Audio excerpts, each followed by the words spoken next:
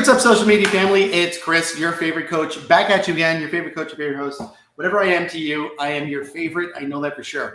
So we're back with yet another edition of Conversations with Chris, and I was quiet for so long. Now I'm meeting so many wonderful people, and I just want to share with the entire world what these folks are doing. One of these folks being Sharon Restrepo. She's so passionate about turning people into investors and has gone through it. She's the author of a book. And we're gonna give you guys a free offer and everything. So just welcome her! Yay! Yay! Thanks so much for having me, Chris. It's awesome to be online in this online world right now. So isn't it? Mm-hmm. Yeah. So tell us a little bit about. I know about you. We were fortunate enough to meet a few times, but the world doesn't know. I mean, how? So you've arrived at this place. You wrote this book. You yourself got into real estate investing, and then you just became passionate about sharing it with the world. So tell us a little bit about your journey.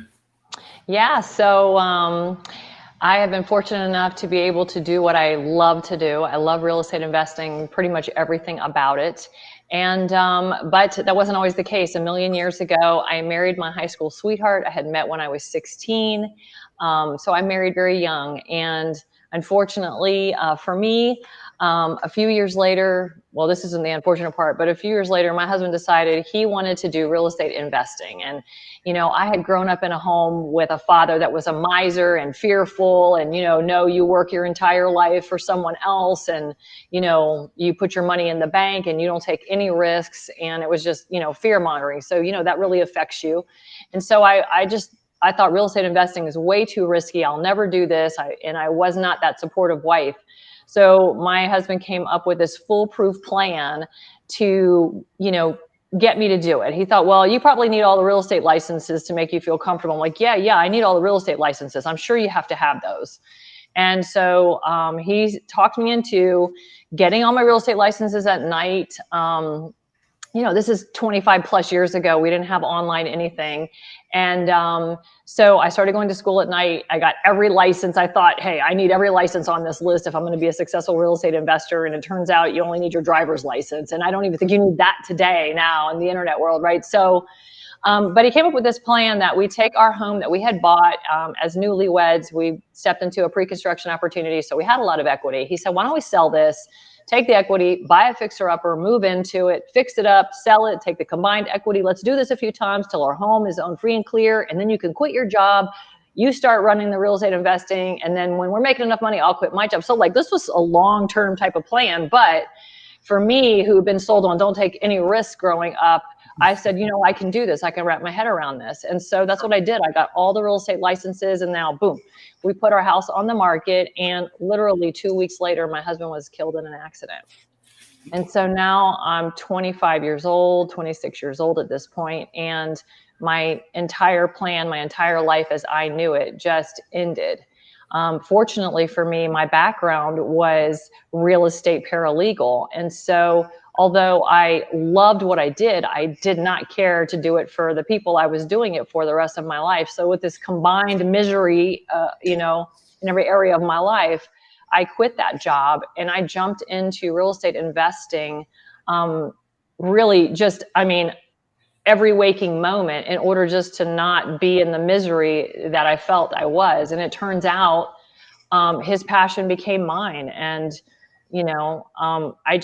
it became my life. I absolutely love doing it. I think it saved my life, that and God.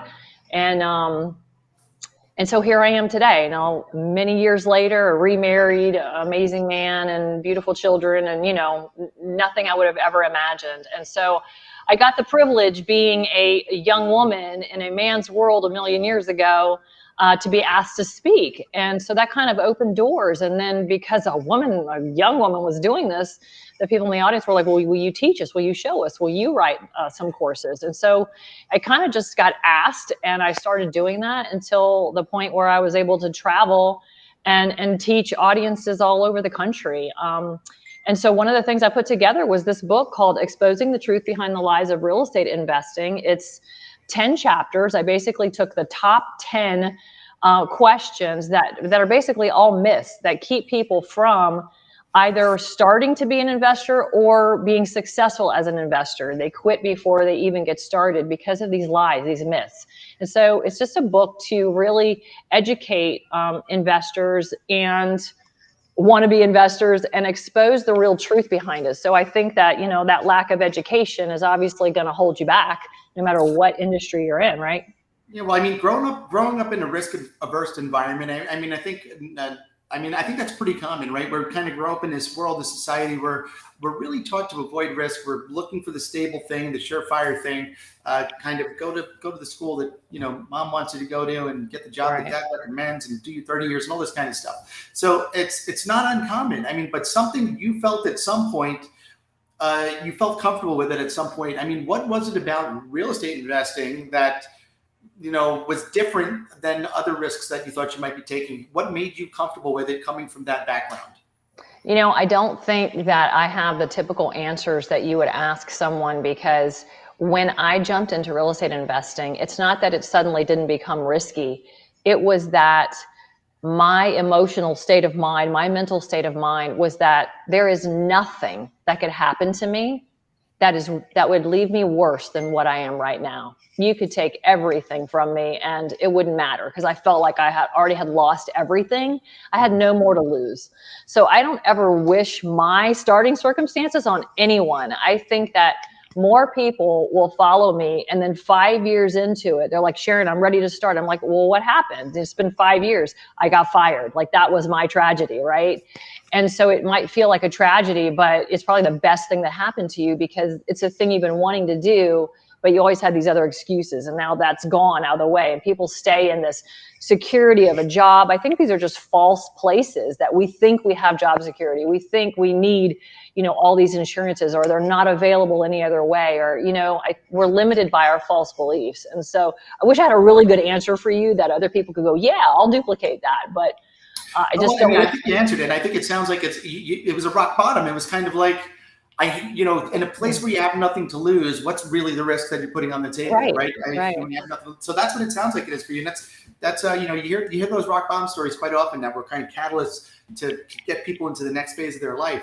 I mean, you're talking about these myths, and no doubt there's tons of myths about it. I mean, I sold real estate for years. I ran real estate companies. Now I coach tons of real estate professionals, and if you could share, what'd you say one of the most popular myths around real estate investing? What would one of them be? One that you address in your book?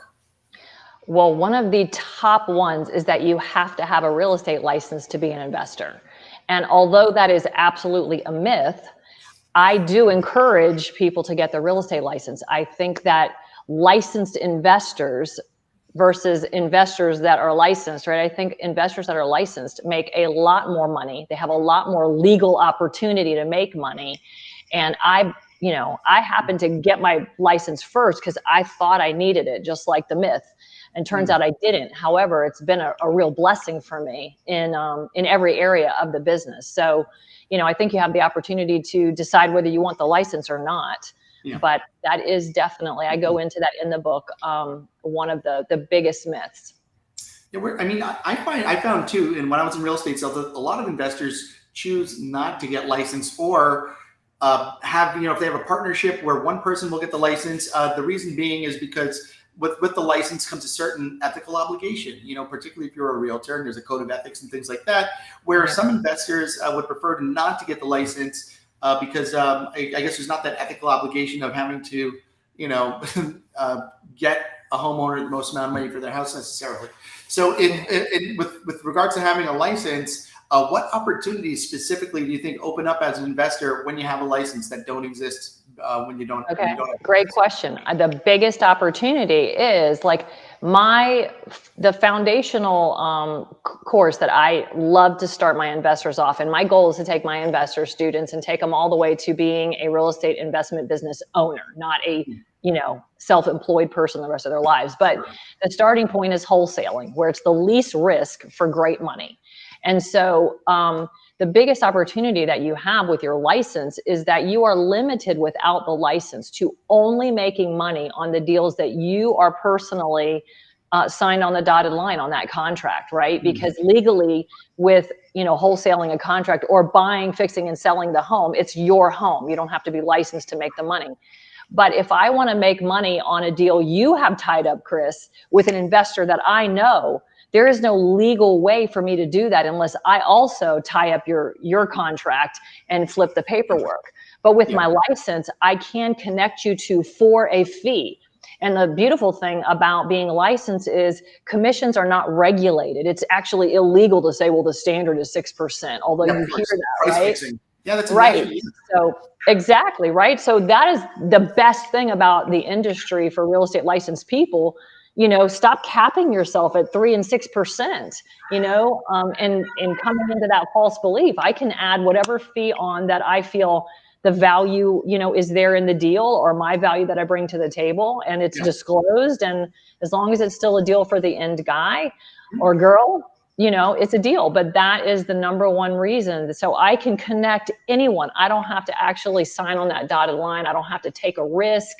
Because of my license situation, being licensed, I can make money on deals that I didn't get. Somebody else's work. You went out, you did all the work, you got that deal, but I have a client for it, I have a buyer for it, and I can make money connecting them. Yeah, sure. Wholesaling coming from, I worked in the real estate world in New York and Queens and New York City. It was a tough business. I mean, wholesaling was a very, everybody wanted to do it. It was really difficult because of the price points and stuff like that. But Steve Frank's a great info. And by the way, that is great info. So getting your license, if you're going to start with wholesaling, for sure, it's probably the mode of real estate investing that requires the least amount of cash, right, up front, because you don't need to fix and flip yourself. You just kind of identify these properties. And I mean, for a while, that's the way commercial with real estate was done. People are buying these properties. They do a 180-day due diligence period, then they line up a buyer, right? So are there I think there's some certain state to state, are there different regulations around wholesaling that you're finding? Because I'm sure you have students all around the country, right? I have students all around the country. I work in Florida and in North Carolina, and they're both very different, night and day. With the way I actually just got my North Carolina broker's license a week ago, but I wasn't going to get it. I just felt like, all right, let me be my own student, right, and do what I tell my students, and I got my license. But the difference is, right, in Florida, it's a judicial state, so they foreclose very differently than in North Carolina, which is a deed of trust state. And so I have to learn both. I can't possibly work the foreclosure market the same in both states because of those laws. The way that the realtors are taught and trained is night and day. The contracts are night and day. So I use my own contract that I give to my students that we can use nationwide. So the nationwide thing is that wholesaling is legal everywhere without the license. The common thing that you find is that attorneys and even a lot of real estate licensed people will tell you wholesaling is illegal. Yet in their own standard contracts written by their board, there's an assignment clause in it, right? Well, if it's illegal, why is it in your contract? So, but even attorneys will say, because they're just not versed in it, right? So it really does matter that you find the right legal counsel and the right realtors and the right people that you're going to work with, because it's much more common in South Florida for the attorneys to know about wholesaling because of the market there and the climate there. And here where I'm at in North Carolina, that's not the case. So I'm interviewing 10 attorneys to find one that understands that they can close an assignment deal. Yeah, and in New York, New York is an attorney state, so nobody does real estate transactions without attorneys, and we have this whole adage that we say lawyers are destroyers, and so every real estate contract is 20 pages long. You cannot assign contracts. Actually, how people are doing this, they're scheduling closings in the same day, right, to kind of go around that. But like you said, it's not that it's illegal, right? It's just that the contract makes it illegal. So, I mean, you look at a state like New York. I mean, is that a myth about New York, if you know anything about it, that assigning residential contracts are illegal? Well, look, there's nothing illegal about it. And I don't know New York law, right? So if the contract says this contract's not assignable, well, then it's not. Then that's why they're doing the double closing, right? So I got tired of paying double closing prices, right? Because nobody's making money on these closing costs. And I thought that was ridiculous. I'm going to pay to buy and pay to sell, or I'm going to pass along these prices to my my seller and my buyer, right? And I'm still, no matter how I slice it, I'm going to make less. So early on, I said, well, what's the way around this? And I learned to do it in land trusts. So I teach my students to do it in land trust. So now, even if my contract's not assignable, my land trust is. And so I assign my land trust, my buyer closes on his deal because now that's an asset of the trust. And, but trust and trust laws are also different in every state. And all you have, you just need to find the right. In New York, what they're doing is LLCs. You buy it under an LLC, Right. you still I the teach LLC that as before it well, closes. right?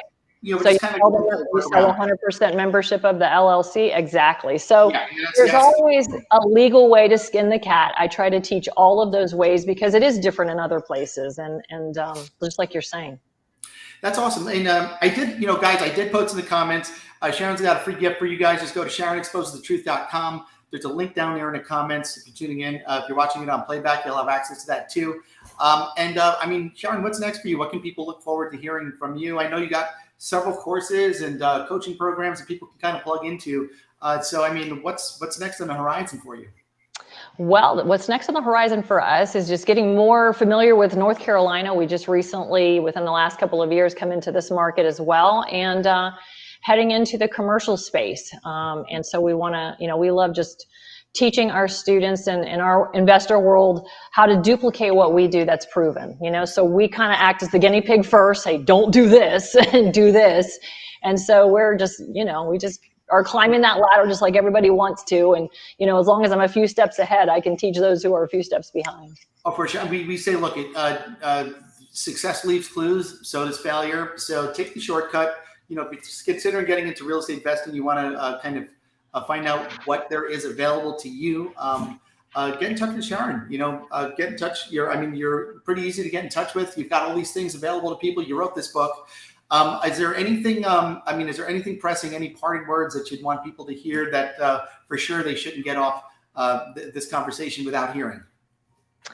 Well, I think we've covered a lot of that, but I would just encourage anyone, if they are interested, then you know what, at the very least, grab this free ebook, right? Exposing the truth behind the lies of real estate investing. Because like I said, after all my years of traveling and speaking, I took the top 10 myths, the top 10 questions people would ask me at every venue that were lies, that was stopping them from moving forward in their career and their desire to be a real estate investor, and put it into one place. So, check it out, read it. And then, based on that information, I think you can make a more sound and wise decision about how you want to move forward. And I would love to be a part of that.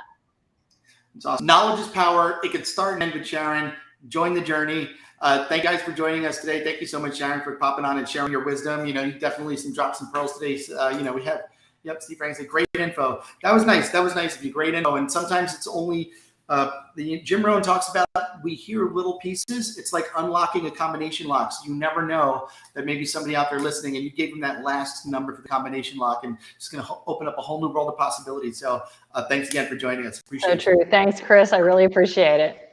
Likewise. So if nobody has any questions, we'll let you guys go back into the regular world and talk to everybody soon. See you out there in the virtual world.